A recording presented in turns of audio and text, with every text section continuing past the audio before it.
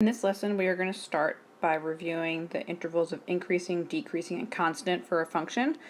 Just remember that a function is considered to be increasing when it's going up from left to right.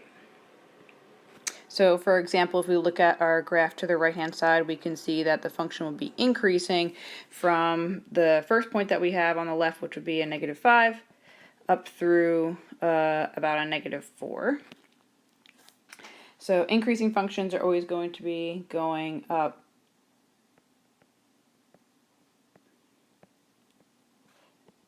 from left to right. As a function is decreasing when it's going to be going down from left to right. So in this case, we can see that starting at -4, the function's going down, and it's stopping at about -2. So that would be an interval where the function is decreasing. So decreasing when the function goes down. A function is constant when it is flat, or essentially it's a horizontal line. In the graph that we have to the right, we actually have no intervals where the function is constant. It's either increasing or it's decreasing. So with that in mind, then, we want to use this graph and we want to find the actual intervals of increasing, decreasing, and constant. So again, the intervals of increasing will be going up from left to right, decreasing going down from left to right, and then constant would be a horizontal or flat line. So our first interval of increase, as we saw before, would be starting at x equals -5 and going up to x equals -4. Now, a few quick notes. When we're writing our intervals of increase and decrease, we want to make sure to always use our x's. So as I was talking, is that for our interval of increase, we'd be starting at x equals -5. And then it would be ending at x equals -4. When we're dealing with intervals, we're talking about interval notation. And the other important note is that when we're talking about intervals of increase, decrease, and constant, we always need to use an open interval, which means that we need to use parentheses. An interval, a function is not increasing or decreasing or constant at an endpoint or where the function is changing direction. So from -5 to -4, the function is increasing and we would be using parentheses. So that would be our first interval where the function is increasing. So we want to look where else the function is increasing. So I'd say it's probably starting at x equals -2 and going up to, so although that's at a 4, realize that is at x equals 0. So we're not going from -2 to 4, we're going to be going from -2 to 0. Because remember, again, we're talking about that x value. And then I think we have one more interval of increase, which would be from x equals 2 to x equals 4. And those would be our intervals of increase for the function f of x that we're given. So same idea, we now want to look at our intervals of decreasing. Continuing to look only at our x's, and we always want to use parentheses.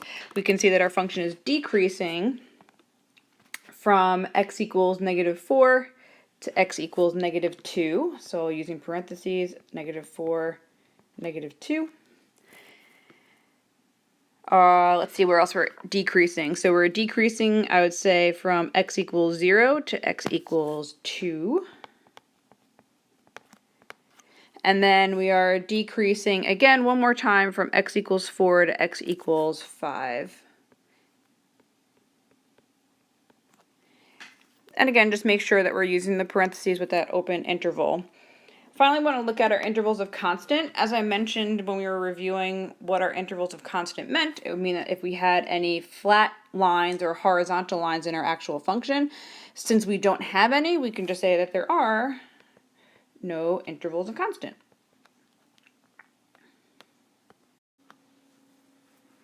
In the first example, I mentioned that we need to use an open interval or parentheses when we're talking about our intervals of increase, decrease, and constant. And that's because at the endpoints and at anywhere where the direction changes, there is no, the function is not increasing, decreasing, or constant. So then the question becomes, what do we call those points where the function changes direction? And we actually call those points relative or local extrema. So as we can see up top, relative, local extrema. So that would be where the function changes direction. So what's important to understand about this is that we're only looking at where the function either goes from increasing to decreasing or from decreasing to increasing. We don't have any local extrema when we're dealing with constants. So there's no local extrema if we're going from increasing to constant, from constant to increasing. There's no local extrema if we're going from decreasing to constant or from constant to decreasing. Our first relative extrema is called a relative or local maximum. Our relative or local maximums occur when the function goes from increasing to decreasing. Essentially, you want to think of this as the top of a hill. That seems to be the most helpful way that students are able to visualize it. So if we look back at where our function is increasing and decreasing, one example would be that's increasing from -5 to -4, and then it's decreasing from -4 to -2. So that point where we change directions from increasing to decreasing would be considered a relative maximum. So for this part, one relative maximum would be at -4, 4 as an ordered pair. So again, a relative maximum occurs when the function goes from increasing to decreasing.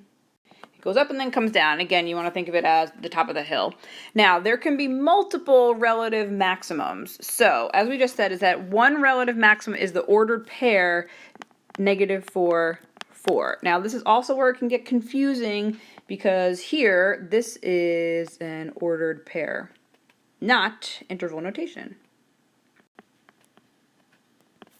So -4, 4 is the actual point right here on the graph would be considered a relative maximum. Let's see if we have any other relative maximums, because like I said, there can be more than one. So if we look again, where is the function going from increasing to decreasing? We're coming back up from -2 to 4, sorry, -2 to 0, and then we're going back down from 0 to 2. So we can say at this point right here, we would have a relative maximum, and that would be the point 0, 4.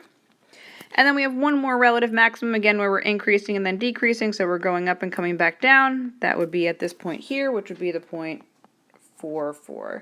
So again, these are ordered pairs. We have 3 relative maximums.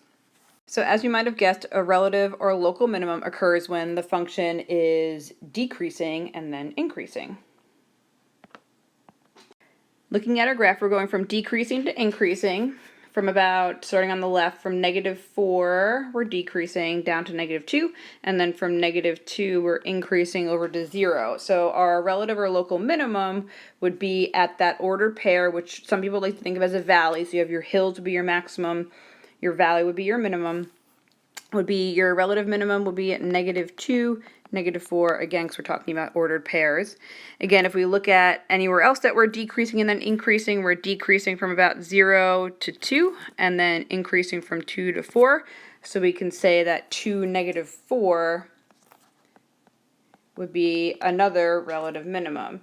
Now, when they're asking for a relative minimum, sometimes it'll say find the function value or find the value. That means that it only wants the y coordinate where the function has a relative or a local maximum or minimum. So for example, if it asks for the relative maximum value,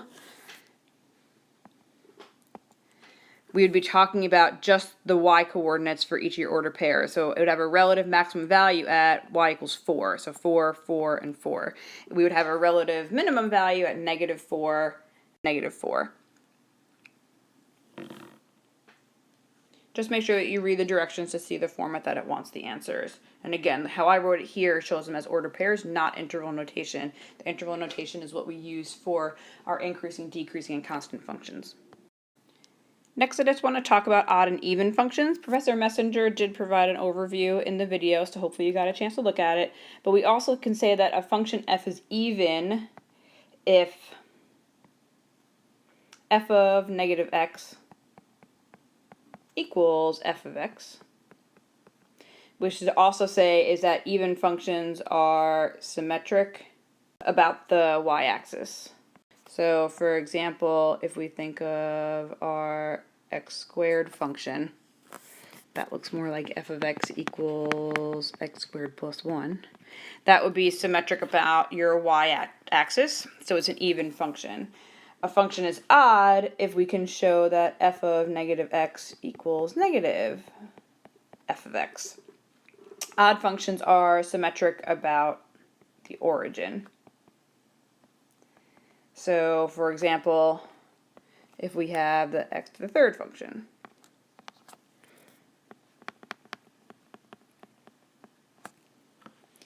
that would be an odd function. So in the video, Professor Messenger did show how with polynomials we can examine the exponents to show if a function is odd, even, or neither.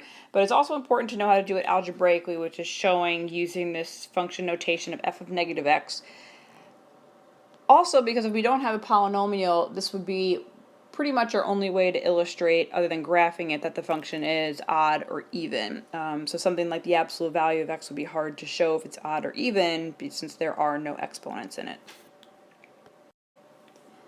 So now we want to show if the function f of x equals x to the third minus x squared plus 4 is odd, even, or neither algebraically. So algebraically means showing that f of negative x equals f of x for it's even, or f of negative x equals negative f of x if it's odd. So first, we want to evaluate f of negative x. So we would have f of negative x, just substituting in negative x into the functions. We have negative x to the third minus negative x squared plus 4. So this is where it's important to understand how we evaluate x to the negative third and x to the negative 2.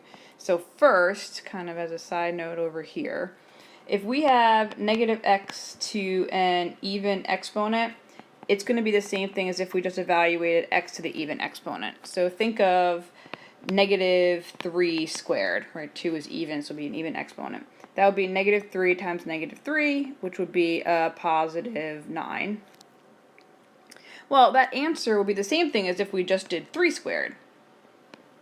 If I did 3 squared, that would be 3 times 3, which equals 9. So we can say that negative 3 squared is equal to 3 squared, or more generally, negative x to the second power would equal the same thing as if we took the positive x to the second power. And even really more generally, saying that negative x to an even power is just going to equal x to an even power.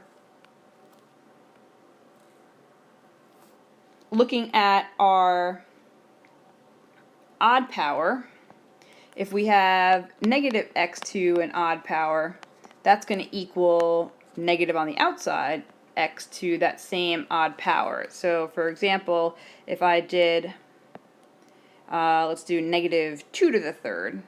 So negative 2 to the third would be negative 2 times negative 2 times negative 2. Well, negative 2 times negative 2 is positive 4. 4 times negative 2 is going to be negative 8. If I just did positive 2 to the third would be 2 times 2 times 2, which would be positive 8. Now, these are not equal like we had with the even exponent. But what our answer does equal is if I did negative 2 to the third. If I did negative 2 to the third, that means you would do negative 2 times 2 times 2, which would give you a negative 8. So, again, we can generalize this by saying negative 2 to the third in parentheses is the same thing as taking the negative out. So that way here we can just say that negative x to the odd exponent is equal to negative on the outside x to the odd exponent. So this is an important concept that's going to come back, so you want to make sure that you do understand it. So let's use those ideas to evaluate the two exponents that we have in our f of x, f of negative x.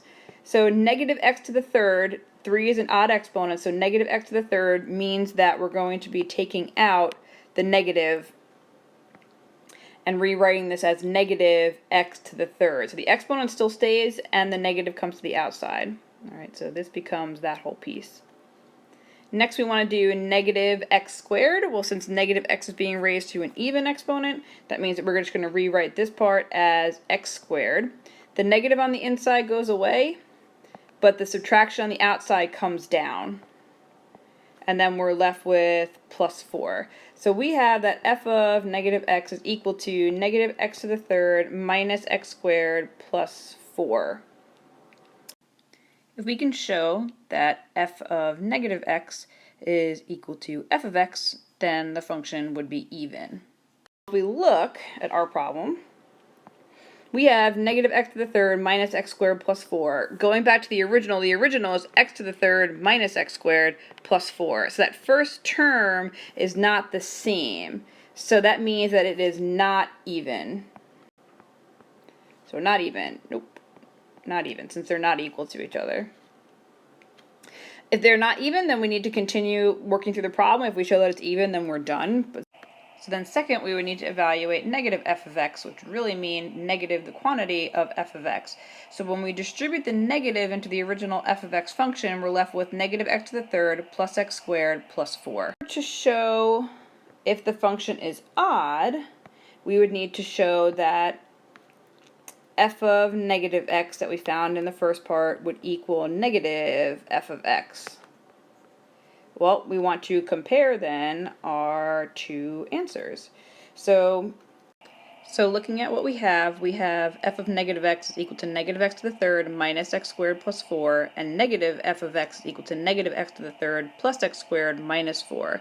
So as we can see is that we have an issue first with our second terms because those are different signs, and then we also have an issue with our last terms because those are different signs as well. So that means that the function is not odd. So that means that the function is neither.